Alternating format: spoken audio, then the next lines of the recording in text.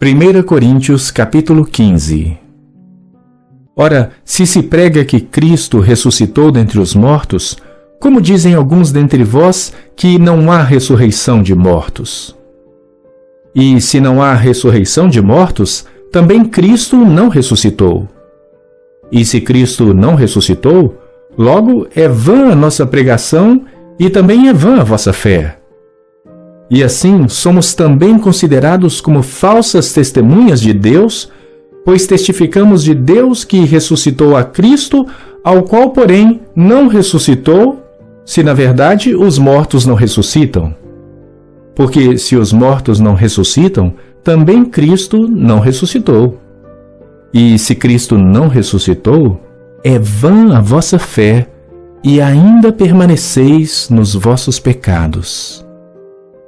E também os que dormiram em Cristo estão perdidos. Se esperamos em Cristo só nesta vida, somos os mais miseráveis de todos os homens. Mas, de fato, Cristo ressuscitou dentre os mortos e foi feito as primícias dos que dormem. Porque, assim como a morte veio por um homem, também a ressurreição dos mortos veio por um homem. Porque, assim como todos morrem em Adão, assim também todos serão vivificados em Cristo. Que o Senhor nos nossos corações aplique a porção da palavra lida. Vamos orar. Senhor, em nome de Jesus, o Senhor possa falar aos nossos corações, às nossas vidas, segundo a sua santa vontade, o seu louvor. Nós te bendizemos pelo teu amor, pela tua direção e pelo teu cuidado, em nome de Jesus. Amém e amém. Bom, a pregação dessa noite é a ressurreição que muda tudo. E de fato, a ressurreição de Cristo muda tudo em nossa vida. Muda a nossa maneira de enxergar o mundo, a maneira de nos relacionarmos, a maneira com a qual nós adquirimos bens. Muda tudo, tudo. Porque nós entendemos que a ressurreição de Cristo traz um novo norte para a vida do ser humano. E iremos ministrar palavras sobre isso. Muitas pessoas falaram sobre a ressurreição de Cristo. O Santo Agostinho disse: se Cristo não tivesse ressuscitado, a morte ainda reinaria. Mas porque Ele ressuscitou, a vida eterna já começou entre vós. Martinho Lutero, ele diz assim: a ressurreição de Cristo é um artigo de fé que nos separa dos pagãos. Pois se Cristo vive, então nós vivemos também. João Calvino diz assim: a ressurreição de Cristo é como a cabeça e a fonte de vida da igreja. Sem ela, a igreja não teria fundamentos. Então, a ressurreição de Cristo muda tudo. Porque sem ressurreição, não teria propósito nenhum pelo qual estamos aqui cultuando. Não teríamos propósito nenhum de louvar a Deus, de bendizer e de exaltá-lo na pessoa do Senhor Jesus Cristo. A ressurreição de Cristo é algo que deve ser vivida por nós no nosso presente. Quando nós nos batizamos, nós morremos e ressuscitamos com Cristo. É uma simbologia linda. Quando nós participamos da ceia do Senhor, nós antecipamos a vitória final, onde todos nós estaremos com Cristo lá no céu. A ressurreição de Cristo é vivida no presente, quando nós vivemos a missão de testemunhar que Ele vive e Ele reina. O apóstolo Paulo, quando escreve 1 Coríntios, capítulo 15, ele escreve com a intenção de pastorear a igreja, defendendo a fé na ressurreição. Porque aquela igreja estava se aculturando-se ao costume e ao padrão mundano, ou padrão dos gregos romanos naquele período. Então, de forma bem clara, o apóstolo Paulo vai incentivar e ensinar a respeito da ressurreição. Esse texto poderia ser dividido de 3 vezes, do verso 1 ao verso 11, o capítulo inteiro, falando da fundação apostólica da fé na ressurreição, e declarando alguns testemunhos das pessoas que viram e presenciaram Jesus Cristo vivo, e até aquele exato momento em que foi escrita a carta, muitos estavam vivos ainda. A segunda divisão, do verso 12 ao 34, a resposta aos que negam a ressurreição, e o apóstolo Paulo faz isso de forma extraordinária. E a segunda parte, a terceira parte, verso 35 ao 56, a natureza do corpo ressurreto e o triunfo final. Porém, nós iremos ministrar a palavra somente nos versos que foi lido. Citei essa divisão do capítulo inteiro para só termos uma noção melhor de tudo o que se fala no capítulo 15 a respeito da ressurreição. Os gregos, eles aceitavam a salvação, mas eles tinham uma espiritualidade platônica, uma espiritualidade onde a salvação era aceita, mas a negação da ressurreição era algo inconcebível, porque na mente deles o corpo era mau. Então a negação da ressurreição, inclusive por parte de alguns da igreja, mostra que a fé e a filosofia se mesclaram, ligando e vivendo em um dualismo. E Paulo quer combater essa forma, e ele usa um discurso maravilhoso, porque ele usa no seu discurso uma lógica helenística. Ele usa uma teologia do Velho Testamento, mas ele tem um estilo de performance oral, onde ele usa repetição, ritmo, para falar e argumentar a respeito do que ele deseja que a igreja entenda. Nos primeiros versos dos quais nós lemos, do verso 12 ao verso 19, o apóstolo Paulo usa uma estrutura condicional, se, e ele fala 6 vezes essa expressão: se Cristo não ressuscitou, se Cristo não ressuscitou, se isso fosse uma hipótese. Mas depois no verso 20, ele, de forma enfática, ele diz: Cristo ressuscitou. Para que todas as pessoas e todos os crentes, em todos os tempos, não só na igreja de Corinto, pudessem entender que Cristo ressuscitou. Algumas vezes na nossa vida nós somos levados a pensar sobre a vida após a morte. Em alguns momentos, nós paramos e pensamos muito sobre isso. Talvez de um dia de um aniversário, talvez de uma notícia ruim a respeito da sua saúde, ou até mesmo em um momento de um enterro. Nós pensamos a respeito da vida. E surge à nossa mente uma pergunta que geralmente surge na mente de todas as pessoas: existe algo depois da morte? Porém, essa resposta a essa pergunta nós já temos. Nós sabemos que existe uma vida eterna para todos os homens, crentes ou não crentes. Eles irão viver eternamente, ou com Cristo em gozo celestial eternamente, ou em sofrimento eterno. Então o apóstolo Paulo, entendendo que essa pergunta também ecoava na mente e no coração do povo, e que a igreja estava sendo influenciada por pensamento contraditório em relação à ressurreição de Cristo, ele começa com o seu argumento, do verso 12 a 14, já introduz a ideia: se Cristo não ressuscitou. E ele já introduz dessa forma para que a igreja pudesse entender que Cristo ressuscitou e Ele está vivo dentre os mortos.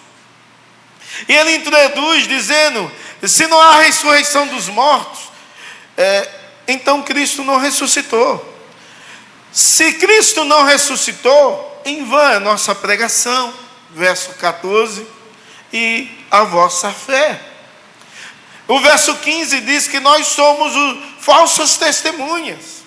Então o apóstolo Paulo começa a argumentar assim: olha, se Cristo não ressuscitou, então a nossa pregação é vazia. Porque a nossa pregação, ela converge em Cristo, é uma pregação cristocêntrica. E se Ele não ressuscitou, não tem sentido nenhum da nossa pregação.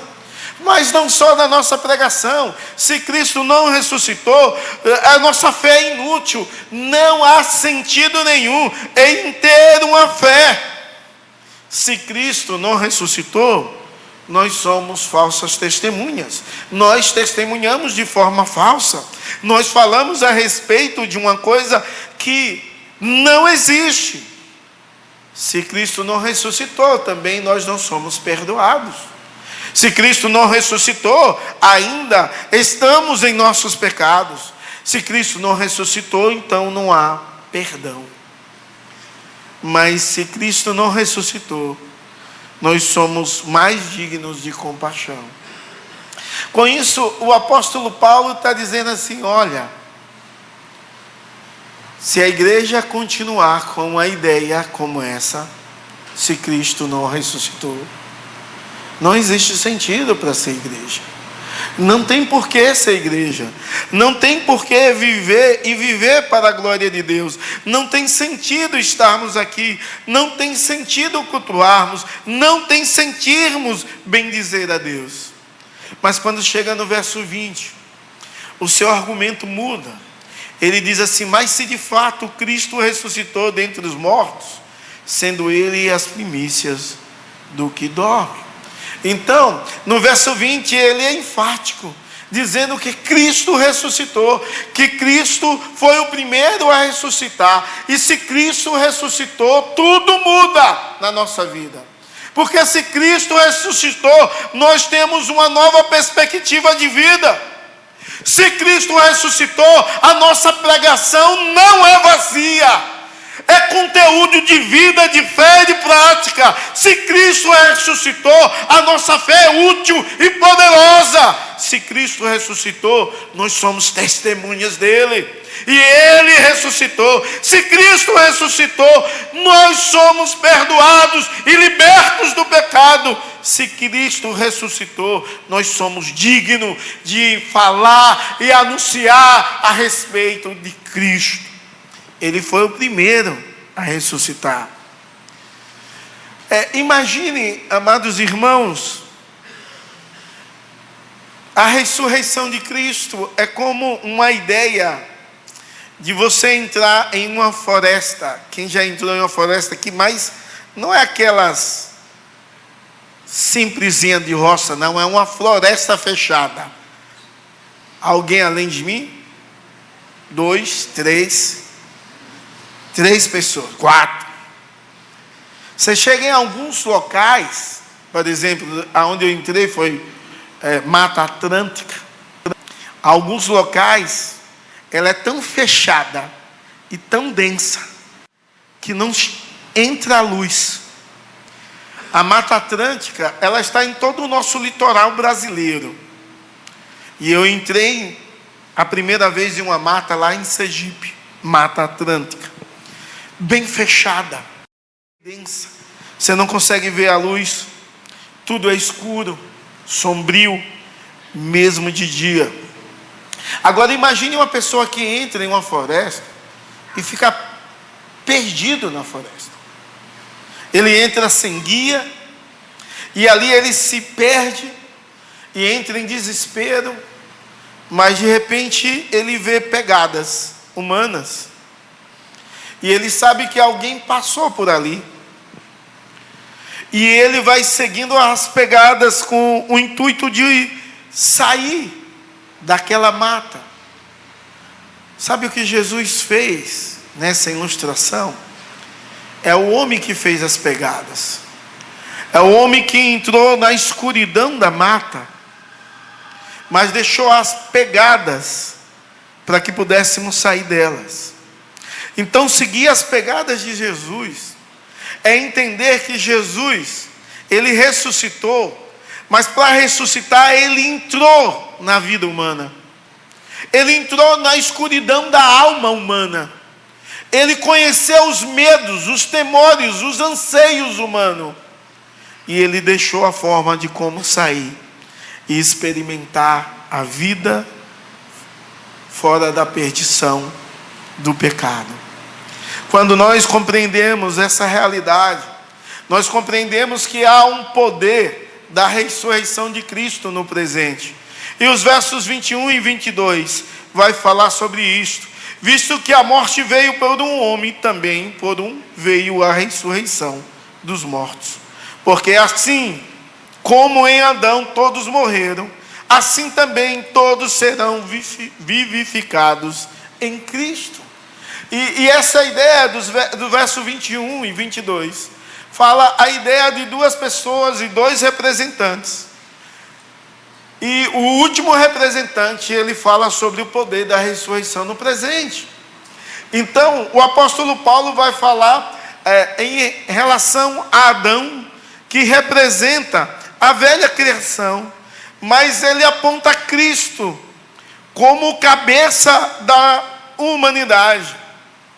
Em certo sentido, todos nós sabemos que a vida de Adão é marcada pela queda, que a vida de Adão é marcada pela morte, a vida de Adão é marcada pela separação, assim como todos os que estão longe de Cristo ou sem Cristo, todos os que não entenderam ainda a ressurreição e não se entregaram em rendição ao senhorio de Jesus, a sua vida é marcada por queda, por morte e por separação.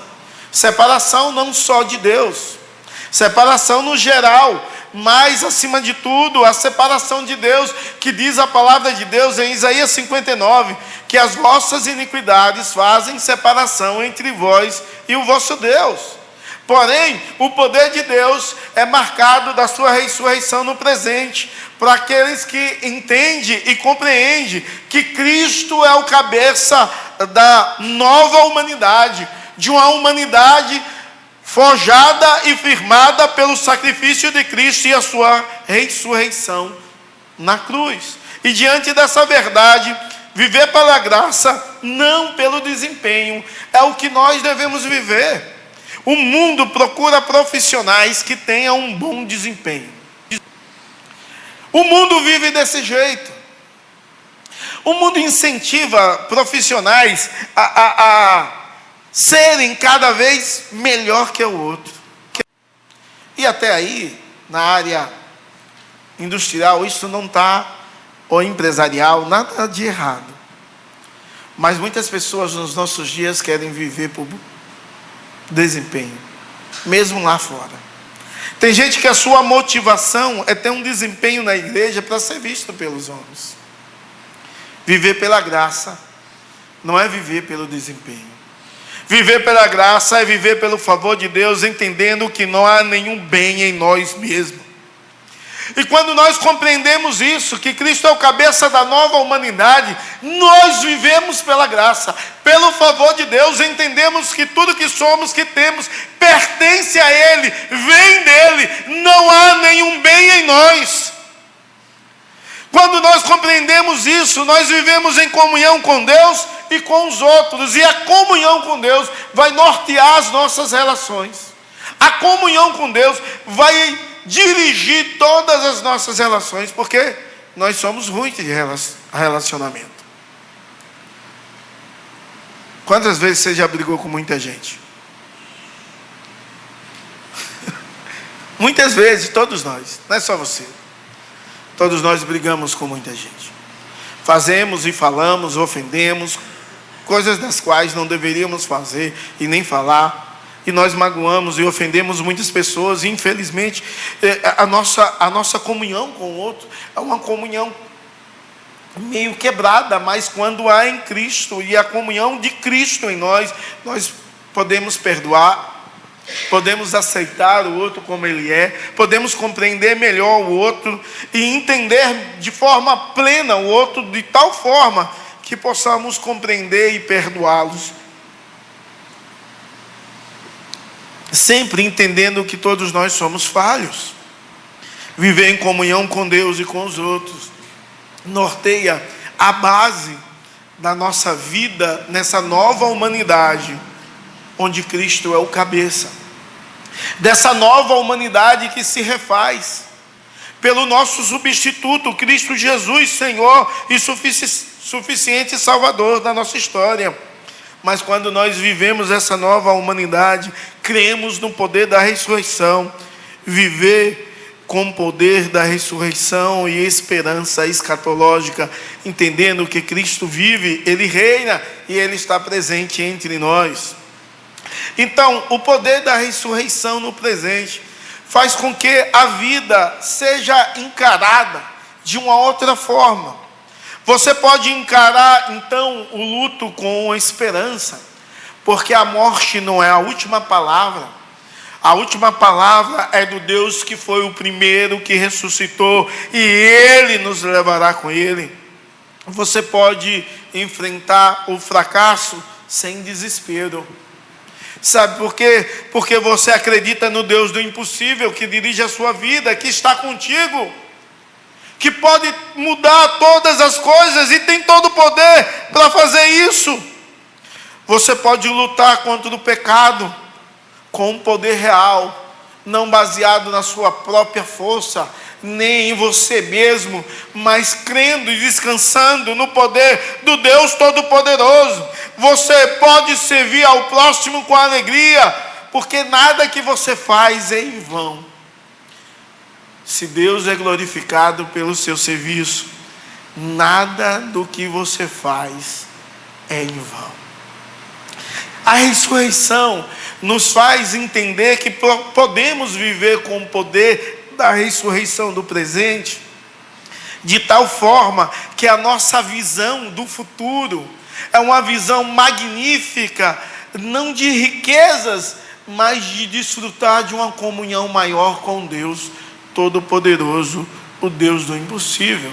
Eu quero chamar a sua atenção ao que diz C.S. Lewis, escritor do Nárnia. Vamos ler em uma só voz. Cristo ressuscitou. Isso significa que tudo triste vai se tornar não apenas insignificante, mas vai se tornar em algo que terá um propósito glorioso.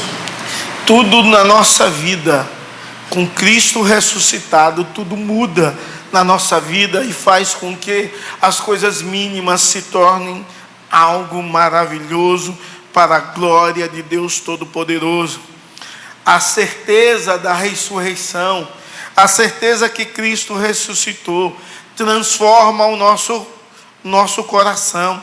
A ressurreição transforma o nosso coração quando nós olhamos os fatos, quando vemos Cristo ressurreto. A nossa resposta em relação a Deus sempre é uma resposta positiva. Nós entendemos que a ressurreição é selo de Deus sobre tudo o que Jesus disse e fez. Nós entendemos que a ressurreição é um sinal que Deus aceitou o sacrifício de Cristo no nosso lugar, e nele nós somos lavados, sim. E nós entendemos que a morte perdeu a sua força, porque em Cristo nós iremos viver eternamente. Então, diante de tantas verdades, a conclusão, a nossa resposta necessária é um entendimento. Se Cristo ressuscitou, você não precisa viver dominado pela morte, nem pelo peso da culpa, ou pelo peso ou pela ilusão do controle. E nós vivemos em uma geração onde tem medo da morte, onde carrega muito peso da culpa porque fez muitas coisas erradas, onde vive em uma ilusão de controlar a vida, se acha o próprio Deus. Precisamos entender de forma clara e possível que nós não precisamos ter medo da morte. Ela vai chegar para todos nós, se Cristo não voltar. E eu devo estar preparado para encontrar-se com Cristo. Não precisamos ter medo da morte.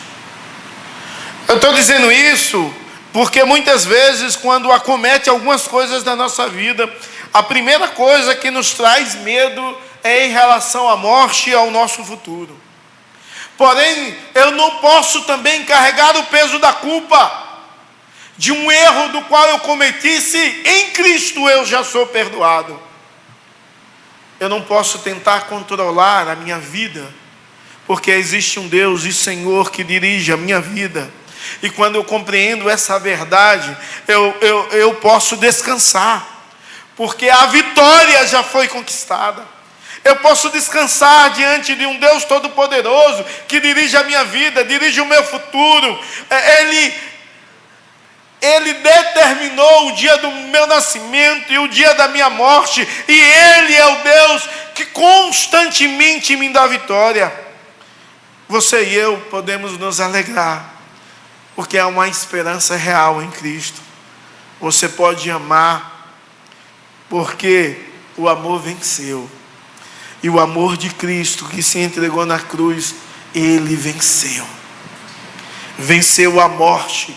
Isso muda tudo. Isso nos dá uma perspectiva diferente. A fé de quem vive e acredita na ressurreição é diferente de tudo e de todos. A fé não vive a ressurreição como uma memória ou um símbolo. Mas quando a pessoa vive e entende que Cristo ressuscitou, se relaciona com Cristo e vive com Cristo todo o momento, prega com convicção, vive com esperança, morremos com confiança e esperamos com glória, porque Cristo de fato ressuscitou e Ele vive, e nós cremos nessa certeza. Tim Keller, ele escreve algo maravilhoso sobre a ressurreição, que todos nós iremos falar. Cristo ressuscitou. Isso muda não só o final da história, mas cada capítulo. Cristo ressuscitou, e isso muda tudo. Muda cada dia, cada hora, cada minuto da minha vida e da sua vida.